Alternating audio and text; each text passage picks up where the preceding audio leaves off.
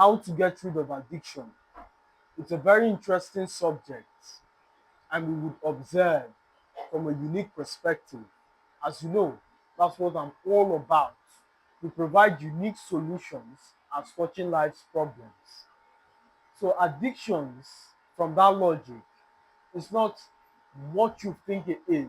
It's not limited to the pleasure derived from that activity. As you'll be learning soon, you get to a point where the activity is no longer pleasurable. You do it for the sake of retaining sanity. You're so disenfranchised that the negative hedonism no longer gives you pleasure. It no longer releases dopamine or stimulates dopamine. You just do it for the sake of hedonism or to feel sane, to feel something.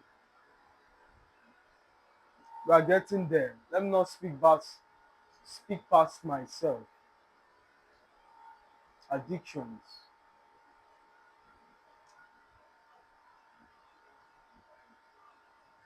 In that subject, one of the worst things you can do is to try and wrestle externalities. What I mean by this is trying to solve the problem by combating effects. So, for instance, if you are boggled with the consumption of adult content, in a bid to stop, you might go as far as deleting the account, dumping all lubricants, burning all magazines. And you've tried it before, and where did that lead you? Right back to me. It's very interesting that after all the extreme measures taken, your mind still finds somehow to innovate ways to carry out that judgment. You threw the lubricant, you deleted the account, and yet you spat. Isn't it interesting? You struggle to pass an exam. You struggle to create business ideas that set you free financially, but yet somehow, somewhere, you were able to devise a means to carry out an activity you feel guilty afterwards.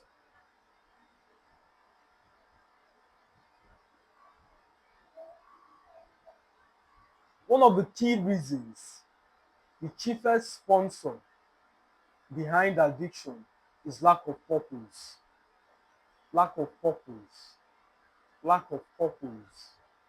That you engage in this activity as a consequence of purposelessness.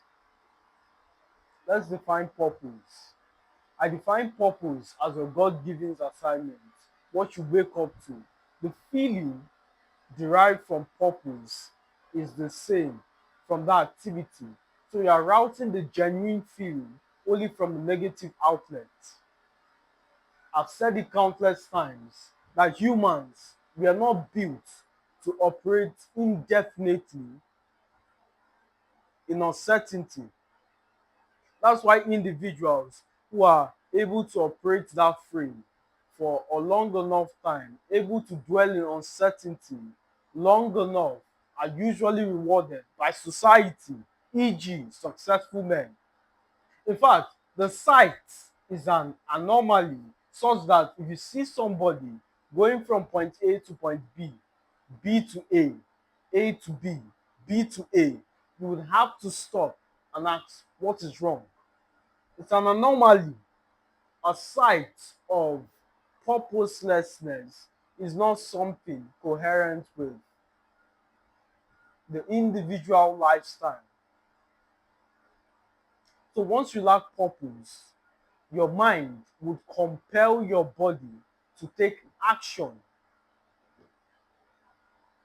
to derive the same feeling, regardless of bad or good.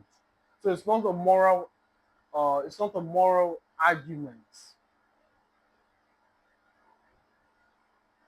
Quickly, let's tie in addiction into that subject. So your addiction is a portion of your day allocated to receive that desire. The same thing with purpose, a portion of your day allocated to achieve an outcome. Individuals confined to this space will nod ahead in agreement when I say consumption of that hedonism gets you to a point where you no longer derive pleasure. You just engage for the sole purpose of engaging. And this is the line. This is where individuals either stop or descend into insanity or hedonism, unimaginable. So if you've been doing some kind of drugs and it no longer stimulates you, the next phase is to take something stronger. I interacted with a guy who used to leave 20 tabs open, of which he would release his load to each and every one of them. And he did this every single day of his life, without fail, dedicated, motivated, whether he was sleeping, tired, fatigued, heartbroken, he kept to the script. I asked him, why? Why do you engage in this rubbish? I don't know.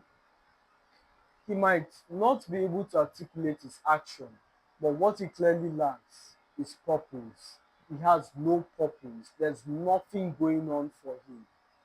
And you can flip the script. Conversely, if you do have purpose, when it begins to get tough, when the going gets difficult, you've tried your best, you've done every and anything to achieve success, yet it's elusive. In that moment, you produce the same outcome as an addicted guy, that you've tried your best, you've done XYZ, you did this, you've dedicated, you were motivated, you did every single thing, you showed up on time, you engaged in the advices of the podcast gurus, successful men, yet the result never seems to materialize. My friend, you can fail and fail and fail and fail and get to a point where you somehow believe you're cursed.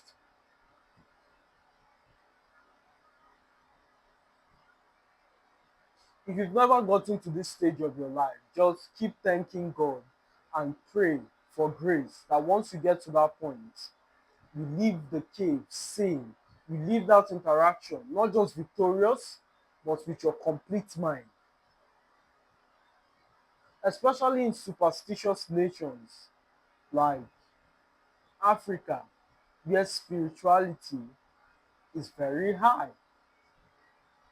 Chances are excellent after a prolonged season of failure, you can attribute that experience to something diabolical or some kind of spirit. In fact, that's where the insanity begins, that you somehow believe your destiny is tied to a tree or some external influence is compelling failure. That begins the breed of insanity. You no longer believe in yourself. You try as much as possible, but it's a constant self-sabotage. You're no longer motivated to take the action necessary to produce success.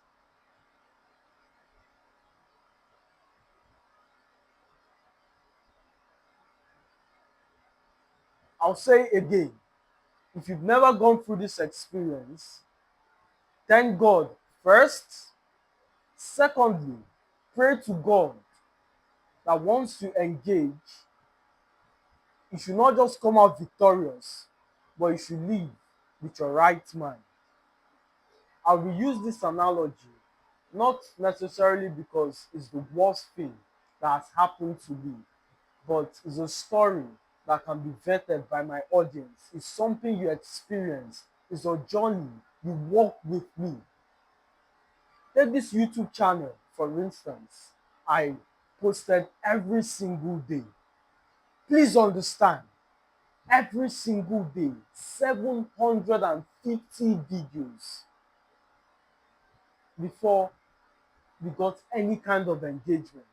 And when I say 750 videos, it's first easy to dismiss on the guise of he was not consistent. Secondly, people do not see the hard work that goes into creating content. Let's break it down.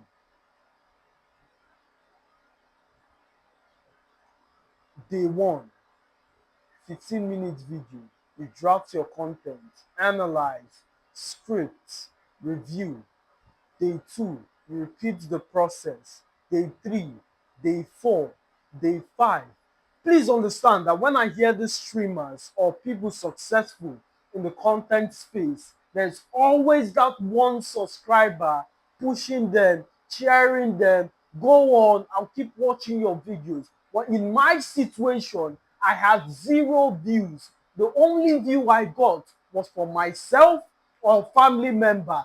And any day I got a double digit view, it was considered favorable to the algorithm such that I would redo it. A double digit view count is worth redoing. It's a good day to get 10 views. It was so bad. I averaged on zero views, no views. If I don't watch my videos, no one else would. And day after day, a year passed, 2 years passed. Please understand, do not casually dismiss this experience and go 2 years. No, no, no, no. Remember, you've made audacious statements. Check me out in the next X amount of years. I will be a billionaire. And you're confident, charismatic, going into the space with a lot of energy. And the onlookers are watching.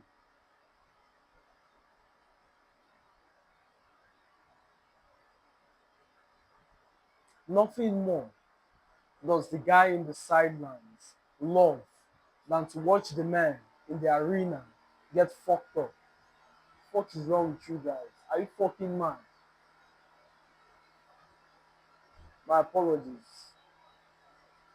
But does nothing more does the guy on the sidelines enjoy than to watch the man in the arena get beat up.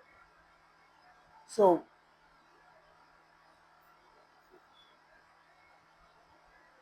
in any case, excuse me,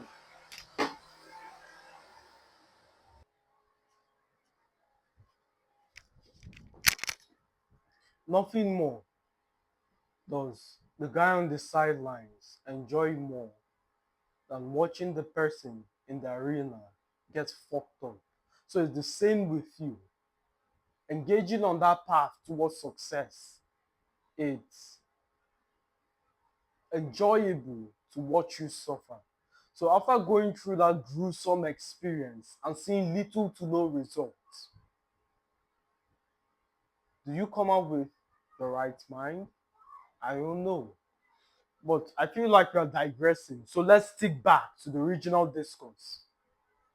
One of the ways to get rid of addictions is understand their habits. And habits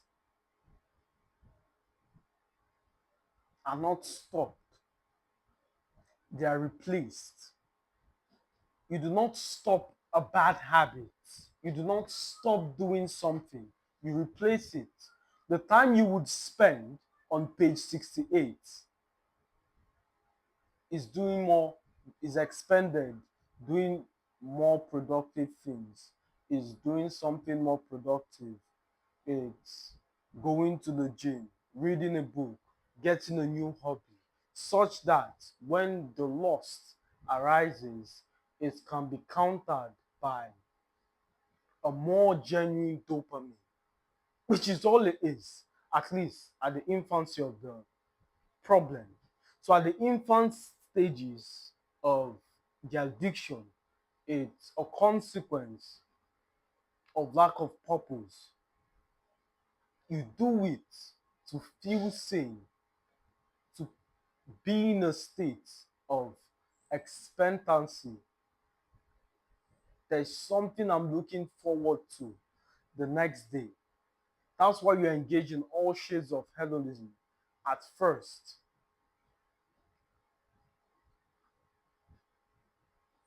And as I shared, it evolves towards coping. You no longer derive pleasure. It evolves towards keeping you sane. So the first layer is a consequence of lack of purpose and sometimes pleasure. The second layer, you've become desensitized to the activity such that A, you stop, or B, you plunge even deeper. I know guys who used to do drugs. It got to a point where there's no amount of powder they sniff which will be effective. They evolved towards injecting substances. I can't recall, there's an extreme aspect of that activity where you hammer things. It's just mind blowing.